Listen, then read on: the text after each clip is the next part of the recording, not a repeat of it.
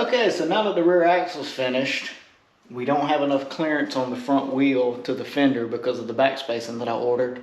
But I ordered it that way because I wanted a little bit of lip in the front. I didn't want a flat-faced wheel. So what we're going to do is we're going to cut the control arms 1.5 inches and shorten them and bring them all in. I have plenty of room from the control arms to where the airbag mounts, so it won't be an issue. But I've already marked the control arms on both sides. Just have to disassemble them, cut them, and then weld them back up. Just wanted to show y'all how I was doing that. And then we'll go over installing the Choppin Block front suspension on the Lincon with the airbags. Trying to do just the suspension first because I need to get the car off the lift so we can get Allen's 240 on the lift and start with the exhaust, getting the engine and everything in. Or excuse me, get the engine in, and then we can run the exhaust, and it's pretty much done. That's going to be an easy job, but just have to get this lanyard rolling first. I'm going to cut 1.5 inches off of here and here, move all this forward, and then over here, since I have so much of the heim joint thread out, I'm only going to cut 1 inch out. That way I can run the heim in some more, way I have more thread engagement on the tubing end. Shouldn't be that big of a deal. I've done this before on my old Mustang when I bought my aftermarket brakes. It looked like a 4-wheel drive. Tires stuck out. They were like, the middle of the tire was like middle of the fender on a drag wheel. So I had to shorten them 2 inches. So this is not my first rodeo with doing this. It normally works out pretty good. Just have to disassemble it because I don't want to melt the bushings when I re-weld it. And so now we're just going to start disassembling these control arms and go from there. Luckily these control arms are brand new. Bushings slid right out very easily. So now we're going to walk outside and cut this one side, tack it all up, and do a test fit, because I really want to make sure it all works before I weld it up and do both sides. I'd rather just have to replace one side than both. But so it come apart really easy, and let's go cut this up. Well, it's raining outside, so put some mats down and just gonna cut these in the shop.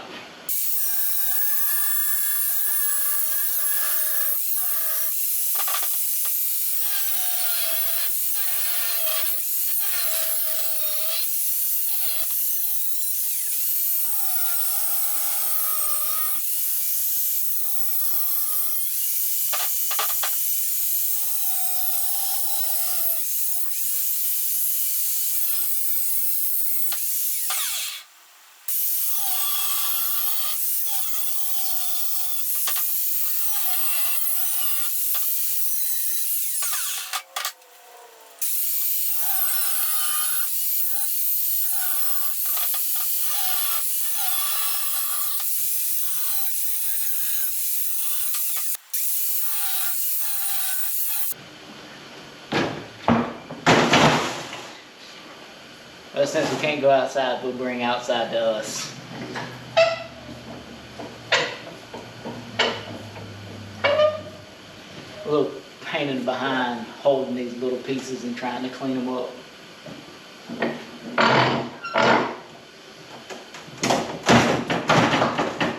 Much better.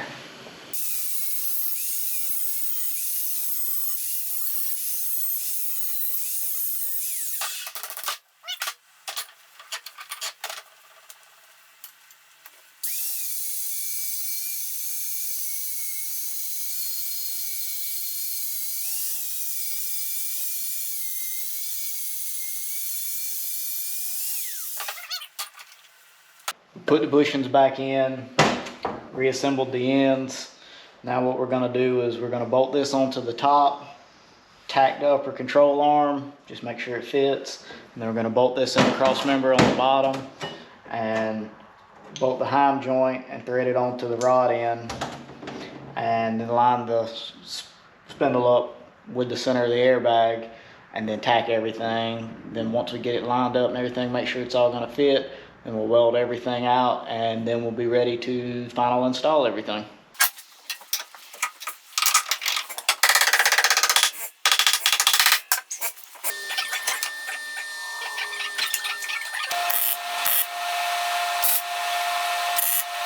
didn't want to bore y'all with a time lapse of both sides, so we just, after I tacked up the passenger side, just wanted to check and make sure everything fit.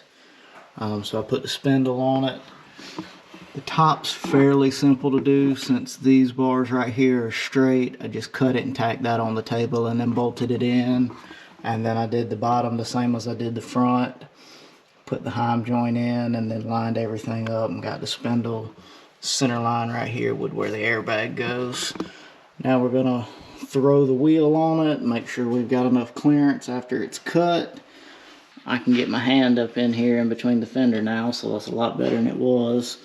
Once we get the camber set, I think everything will be perfect. Now let's weld these control arms up. Now we're going to start installing the front suspension. First thing that we're going to work on is putting the shock mount on. And it bolts up right here. There's already 2 holes in the frame that line up with the holes in the mount. You just have to drill them out with a 17/32 drill bit. And the kit from Choppin Block comes with nutserts that you push in the holes, and then they crimp down and give you threads because the frame rail's not thick enough to thread, and it's solid so you can't get a nut on the back side of it. I bought this nifty little tool here. What you do is open it up, screw the nutsert on it,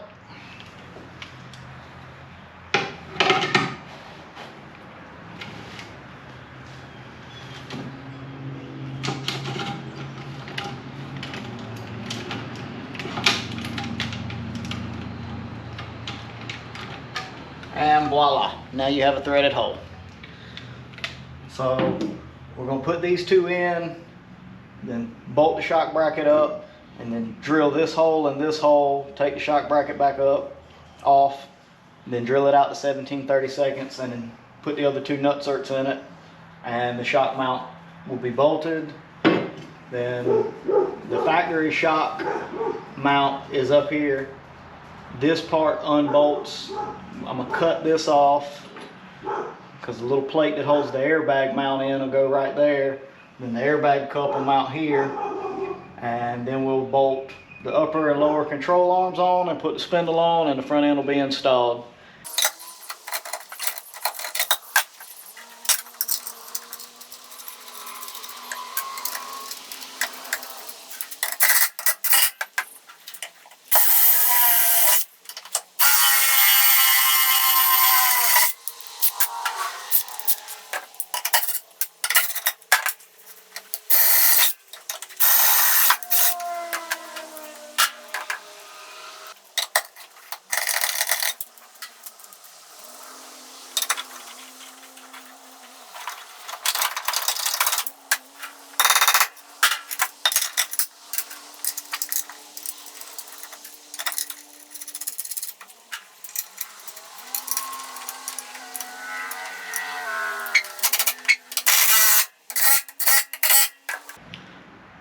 That's how you put the shock mount on.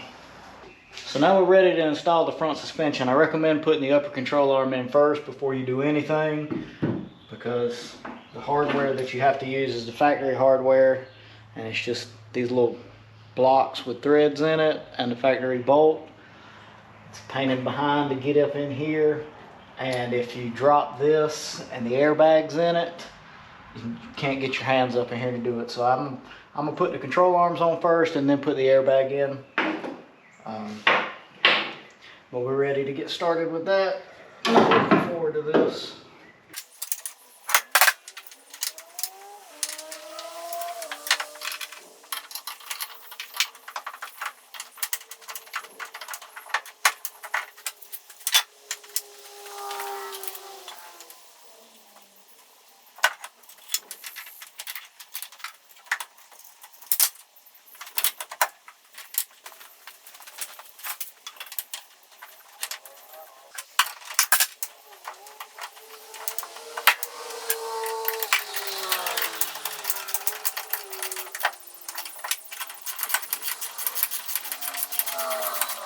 So definitely when putting the upper control arm in, I recommend a pair of needle nose pliers that's bent a little bit so you can hold that little block and start the bolt, even if you have 2 people.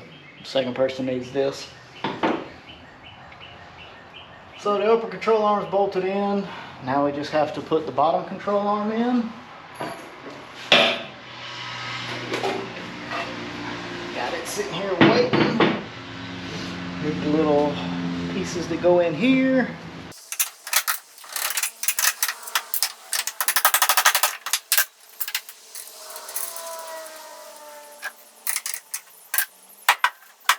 Now we're ready to bolt the airbag in. There's a little cup that centers it in here. You just gotta find it, and that's it right there. Drop your little plate over it. And voila. Then just gotta get a 3/8 bolt to attach the airbag to it, and then we'll tighten everything up, put the spindle on it, and the front end will be installed. Well, everything's tightened up and installed now. Turned out very nice. This is a nice kit. See, bag bolts right there on the bottom control arm. We should have plenty of clearance now since we shortened everything. The shock's not at a horrible angle. I was happy with that. See where your riv nuts go behind this plate, make that nice and bolts up clean. You got your front brackets that go on here, bolts in the factory location to hold the heim joint.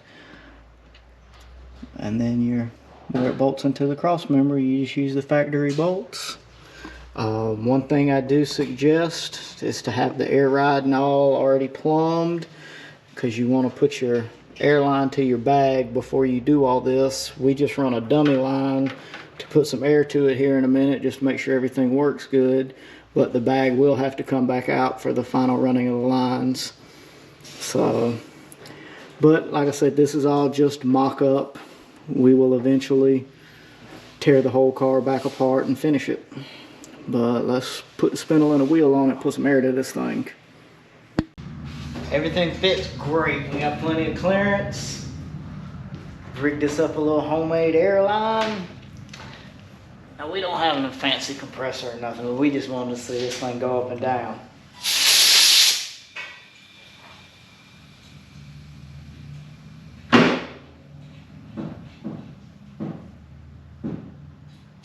Boom!